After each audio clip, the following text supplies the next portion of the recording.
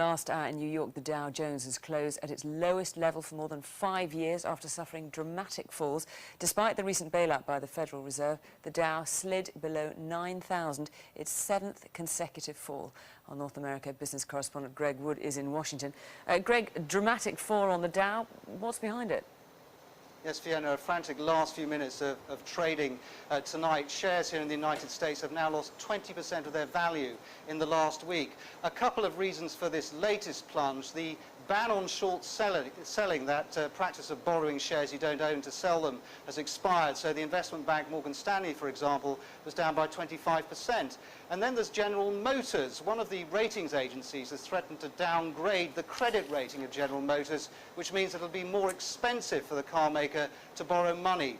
But the real fear on the markets tonight is that this is moving rapidly beyond the banking sector, in fact, beyond the shores of the United States, and that we're now at the beginning of a global recession. Now, Greg, the Chancellor Alistair Darling is flying out to Washington now for a meeting with the G7 financial leaders and the International Monetary Fund. What sense is there that at this meeting they can stem this global crisis and this sense of panic? Yes, he arrives in a few hours' time, and the International Monetary Fund has been calling for the G7 countries to show that they can cooperate more effectively. Its managing director, Dominic Strauss-Kahn, said today that there was no national solution to this crisis.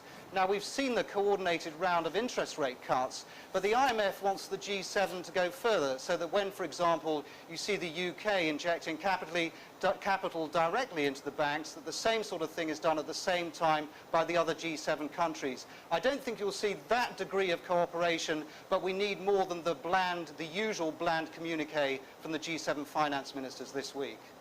OK, Greg in Washington, thank you.